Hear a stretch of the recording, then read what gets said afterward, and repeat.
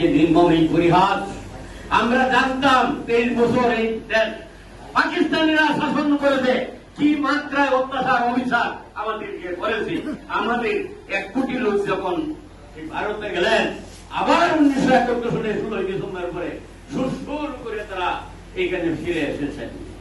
কেন 23 বছর আমরা অত্যাচার ভোগ করেন নাই? 23 বছর এখানে গেছিলেন, আমাদের 1 কোটি মানুষের মধ্যে একটি নেতৃত্ব দাঁড়াইতে পারবো না যে আমরা যাবো এই দেশ থেকে আমাদের স্বাধীন দেশে, কিন্তু আমাদের কিছু কন্ডিশন এই ভারত সরকারের কাছে কিছু কন্ডিশন তাদের দেওয়া উচিত ছিল। বাংলাদেশের মধ্যে সংখ্যাগুলো হচ্ছে মুসলমান। এখানে দেখেন আমাদের শরীরে 32টা দাঁতের মধ্যে জিহ্বাটা কিন্তু সবচেয়ে নিরাপদ। এই জিহ্বাটাকে ধরে রেখেছে 32টা দাঁত। তাহলে সংখ্যাগুরুদের মধ্যে আমরা ধরতে গেলে আমরা সংখ্যালঘু, কিন্তু দীর্ঘদিন মানে আমরা এখনো দ্বিতীয় বৃহত্তর জনসংখ্যা রয়েছি, কিন্তু তারপরে আমরা সংখ্যালঘু এক হিসেবে রয়ে গেছি। তারপরে 32টা দাঁতের মধ্যে যেমন জিহ্বাটা নিরাপদ, তেমনি সংখ্যাগুরুদের মধ্যে সংখ্যালঘুটা কেন নিরাপদ থাকবে না? তাই বর্তমান সরকারের কাছে আমাদের অনুরোধ, আপনারা আমাদেরকে কিভাবে সুরক্ষিত রাখবেন, কিভাবে সংখ্যালঘু সুরক্ষা আন্দোলন করবেন। অনুষ্ঠানে আমাকে বক্তব্য দেওয়ার সুযোগ করে দেওয়ার জন্য অশেষ ধন্যবাদ। যদিও আমি বিভিন্ন প্রোগ্রামে যাই, কিন্তু বক্তব্য আমি তেমন একটা দেই না। বক্তব্য দেওয়াটা আমি পছন্দ করি না, কাজ করাটাই পছন্দ করি। আর আজকে আমি এমন একজন ব্যক্তির সম্মুখে উপস্থিত হয়েছি বক্তব্য দিতে, আমি আসলে আমার বয়সে তার সামনে বক্তব্য দিইনি। তিনি হলেন আজকের এই অনুষ্ঠানের প্রধান অতিথি, যার নাম আমরা গ্রামে বসে ছোট সময় শুনতাম 80-র দশকে 90-র দশকে, অ্যাডভোকেট বীর মুক্তিযোদ্ধা অ্যাডভোকেট সুব্রত চৌধুরী মহোদয়। আমি তাকে আমার পক্ষ থেকে আবার নমস্কার জানাচ্ছি। আসলে সংক্ষিপ্ত সময়, এই সংক্ষিপ্ত সময়ের মধ্যে কি বলবো? দিনের পর দিন, রাতের পর রাত হিন্দু নির্যাতনের কথা বলতে গেলে শেষ হবে না। এই দেশের মুক্তিযুদ্ধের পক্ষে শতভাগ হিন্দু ছিল, কোনদিন কেউ বলতে পারবে না যে দেশ বিরোধী কর্মকাণ্ডে কোন হিন্দু জড়িত। কিন্তু তারপরেও এই দেশ স্বাধীন হল মুক্তিযুদ্ধের চেতনায়, কিন্তু আমরা স্বাধীনতা লাভ করতে পারি নাই। যখন সরকার ক্ষমতায় এসেছেন, এই দেশের হিন্দু সম্প্রদায়ের ঘর বাড়ি, মঠ মন্দির, জমি দখল হয়েছে, আমাদের মা বোন নির্যাতন হয়েছে, আজও হয়ে যাচ্ছে। আপনারা শুনেছেন গত পরশুদিন সন্ধ্যা প্রদীপ দিয়ে কুমিল্লায় বিনারাদি, যিনি সন্ধ্যা প্রদীপ দিয়ে ঘরে বসেছিলেন, তখন তাকে দুর্বৃত্তরা ঘরে ঢুকে কুপিয়ে হত্যা করে গিয়েছে। গতকালকে খুলনা দিগুলিয়াতে 10ম শ্রেণীর ছাত্রী নন্দিতা রায়, যাকে নির্যাতন করে বাথরুমে, স্কুলের বাথরুমের মধ্যে হাত পা বেঁধে রেখে দিয়েছে।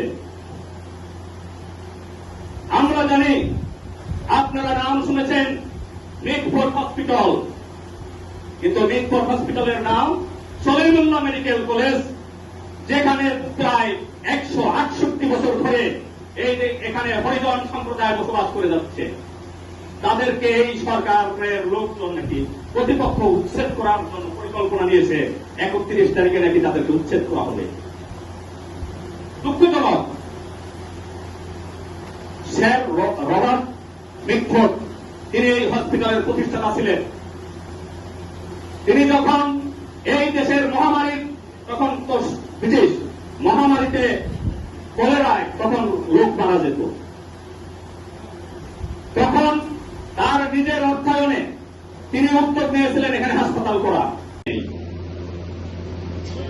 অতএব সুমনদাকে আমি বলেছিলাম যে আমরা যে কোনো দল করি, কিন্তু আজকে বাংলাদেশে হিন্দুদের কোন রাজনৈতিক দল নেই। সুমনদা উদ্যোগ নিয়েছিলেন, সনাতন পার্টি করেছেন। আজকে আমি আপনাদেরকে অনুরোধ করি, পূর্বেও করেছি, যে সুমনদার হাতকে শক্তিশালী করেন, সনাতন পার্টিতে কাজ করেন, সনাতন পার্টিতে যোগ দেন। সনাতন পার্টিতে আপনার আমাদের হরিচাঁদ ঠাকুর যে কথা বলেছেন, গুরুচাঁদ ঠাকুর যে কথা বলেছেন, যে জাতির দল নাই সে জাতির বল নাই, যে জাতির রাজা নেই সে জাতির তাজা নেই।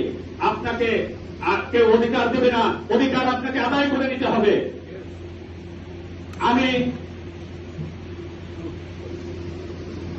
আপনারা জানেন যে সংখ্যালঘু সুরক্ষা আইন, এখানে অনেকেই দাবি করেছেন সংখ্যালঘু সুরক্ষা আইন, সংখ্যালঘু সুরক্ষা আইন। আমাদের বছরের পর বছর এই দাবি করে যাচ্ছেন, কিন্তু আমরা অনেকেই কিন্তু সংবিধান করি না, সংবিধান জানি না। আমাদের সংবিধানে তো সংখ্যালঘুই নেই, কিন্তু রাষ্ট্র ধর্ম ইসলাম আছে। এখন এখানে অনেক হিন্দুরা আমাকে গালাগালি দেয় যে আপনি 3 বার জাতীয় সংসদ নির্বাচন করছেন জাতীয় পার্টি থেকে, আপনি যে দলরা দেশের ক্ষতি করে গেছে, আমাদেরকে দ্বিতীয় শ্রেণীর নাগরিক বানিয়ে গেছে, আপনি সেই দল থেকে কিভাবে নির্বাচন করলেন? আরে ভাই, আমি তো বিবেচনা করেছি, আমি এটা বিশ্লেষণ করেছি যে হিন্দুদেরকে দেশ স্বাধীন হওয়ার পরে কে কি দিয়েছে? কেউ কিছুই দেয়নি। বঙ্গবন্ধু অনেক গরিব পরিবার আছে যারা তাদের সন্তানদেরকে অন্ন বস্ত্র শিক্ষা দিতে ব্যর্থ। আমি আপনাদের প্রতি অনুরোধ রাখবো যে আপনারা সেই দুর্গাপূজার ডেকোরেশনের পিছনে খরচ কমিয়ে আপনারা প্রতিটি হিন্দু পরিবারের পাশে দাঁড়াবেন। আমাদের মুসলিম ভাইদের একটি বিষয় আমার কাছে খুব ভালো লাগে, তারা কিন্তু যে জাকাত তহবিল আছে তাদের কিন্তু প্রতি বছর আয় থেকে যে বিষয়টি যে গরিব মানুষের মাঝে বিতরণ করে।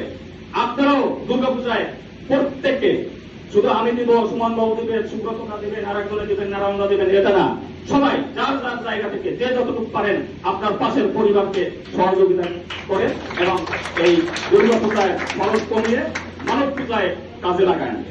আর সংখ্যালঘু যে বিষয়টি, যে সংখ্যালঘু সুরক্ষা চাচ্ছেন, সংখ্যালঘু আইন চাচ্ছেন, এর পক্ষে আমিও এর রাজপথে আন্দোলন করেছি, সংগ্রাম করেছি। আপনারা জানেন যে আমাদের হাজার হাজার একর, লক্ষ লক্ষ একর জমি দখল হয়ে গেছে, মন্দির দখল হয়ে গেছে। এই বিষয়ে আমি ঢাকা শঙ্করনীতি মন্দিরে, আপনারা এখানে অনেকেই আছেন যেখানে আমার রক্ত ধরেছিল, আপনারা দেখেছেন জলযোগে আমার রক্ত ধরেছিল। এই 5 আগস্টের পরে কোর্ট কাছারির পিছনে ফুলের বাগান মন্দির রক্ষা করতে গিয়ে ওসি সাহেবের সামনে, ওসি সাহেবের রুমে, কোতোয়ালি থানায় আমার উপরে হামলা হলো। এরকম অগণিত মন্দির, এই 7 মন্দির রক্ষা করেছি, এরকম অগণিত মন্দির রক্ষা করার চেষ্টা করেছি।